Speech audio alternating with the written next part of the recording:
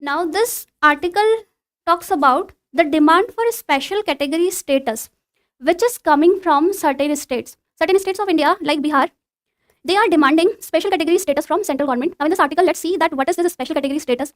Now, this article is important for our GS paper 2 Polity and Governance. Under the syllabus head, functions and responsibilities of union, basically it is related to federal issues. And then for our GS paper 3 economy, this is related to mobilization of resources.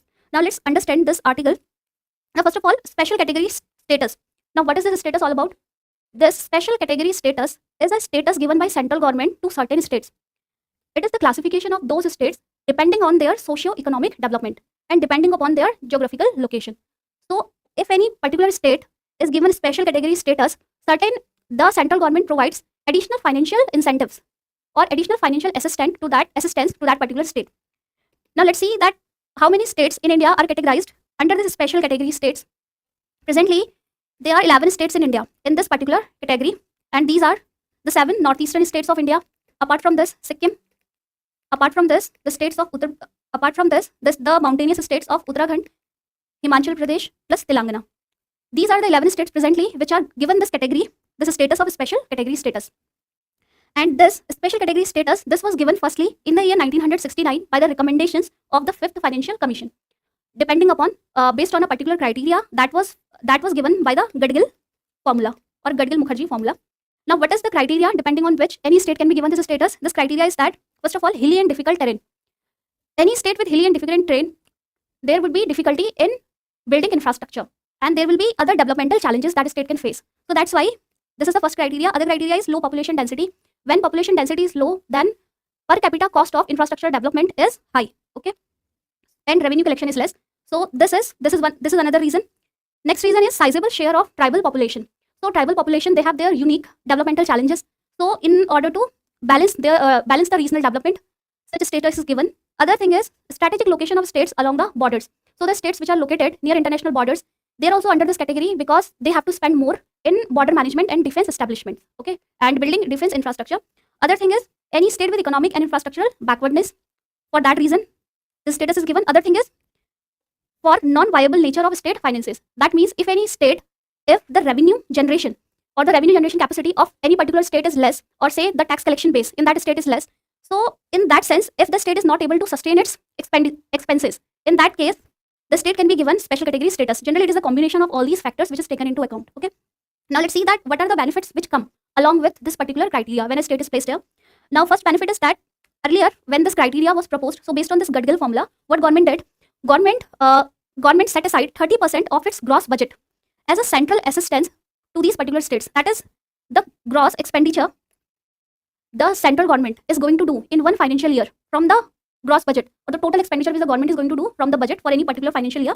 Around 30% of that was earmarked or fixed for special category status. However, now this has been discontinued after the formation of 14th Finance Commission and the dissolution of Planning Commission. What happened? This criteria was dissolved, but the allocation to the states, or the tax allocation to the states, was increased. Now, earlier, as per the recommendations of 13th Finance Commission, the tax share of state governments from the central pool of taxes was 32%. But now, subsequently, by the recommendations of 15th Finance Commission, from the central pool of taxes, the states, they have 41% share, and this is known as vertical devolution. So the tax share for the states was increased, okay. And apart from this, other benefit is that the 90% funds to these particular states in form of centrally sponsored scheme is given by the central government. That is, in form of centrally sponsored scheme in other states which are not in this category, generally the ratio of expenditure by the central government is 60:40. That is, 60% amount is given by central government, whereas 40% amount is given by state government. But in this special category status, this ratio increases to 90:10. 90% of allocation, it comes from central government, okay. And then whatever the money is allocated to these states for one particular financial year, if that money remains unspent, then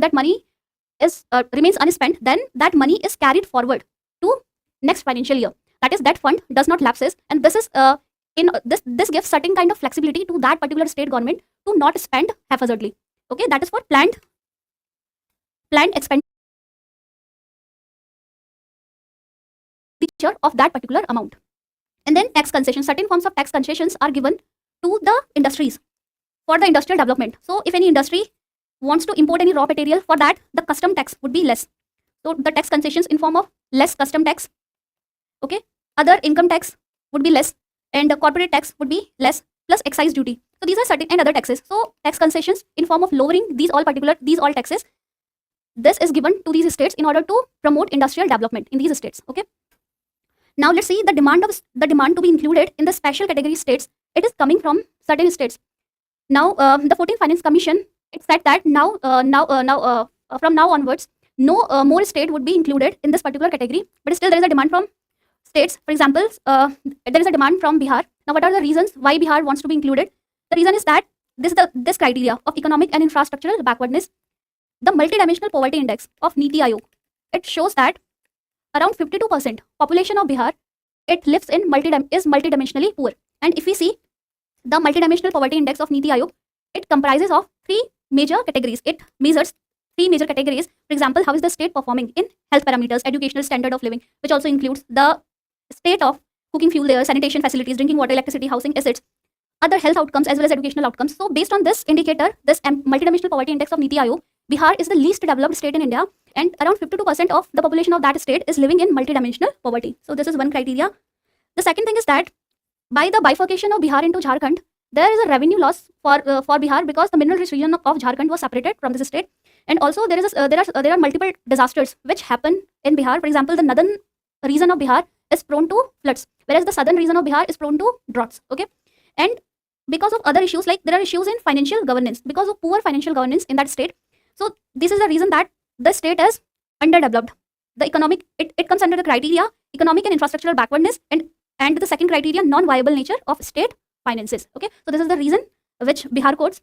There is other demand from Andhra Pradesh also. Andhra Pradesh says that Andhra Pradesh should be included in this category because it was bifurcated into Telangana, and which caused revenue loss for Andhra Pradesh. And subsequently, some other states also like Odisha, they also demand to be included in this state because it is prone to certain disasters like cyclones, among others. Okay. Now, what are the challenges in incorporating these states into special category status? The first challenge is that this will lead to additional fiscal burden on central government. Now, because if government includes some states, there will be demand from other states also, and this will cause unsustainable financial burden on central government. This is the first thing. The second thing is that this will promote dependency of state government on the central government assistance. Okay. Plus, the state government, they will not do necessary structural reforms which are required for them. Like for example, in yesterday's DNS, you saw this particular article where you saw that there is devolution of statutory and discretionary grant from central government to these states. But mere increasing this financial assistance to the state would not lead to economic development in any particular state. So for economic development to happen, there should be financial governance. There should be strong financial governance also. In this particular video, you saw the example of Bihar that there is poor credit to deposit ratio, right? That is the credit, the deposits or the savings which are in the banks of Bihar, they are not being channelized into capital expenditure. Okay, so there is a poor capital expenditure in this state, or the funds remain unutilized. This is one form of poor financial governance in that state. Okay, so for it though, what is the way forward? The way forward is that the states, they should promote more structural development in those states. That is, they should, rather than seeking assistance, they should focus on doing developmental reforms they should aim to bring political stability. They should enforce proper law enforcement in that state, financial prudence. Okay, and certain other reforms. That is, they should invest more on skill development in improving the health outcomes and other developmental reforms. So this is the key to development or economic growth. When these structural issues at the state level are solved, then only they can mobilize resources better. And then the other way forward is that this was suggested by the Raghuram Rajan committee in the year 2013. This committee said that there should be a multi-dimensional index of development which should be formulated by the government, and this index of development, it should place the state, or it should assess the states on the basis of their development. So there can be three criteria. One criteria is least developed state, another is less developed state, and the third criteria is relatively developed state. So based on the developmental needs in any particular states, these states should be classified in these categories, and then the allocation of resources from central government should be done in that order. Okay. And the other thing is to create comprehensive development plans by the state governments and to focus on structural reforms. Okay. Now this brings to our next article, which appeared on the page number 6 of The Hindu. Now this article talks about the PDS impact on household expenditure. So this is a summary, and this is important for our GS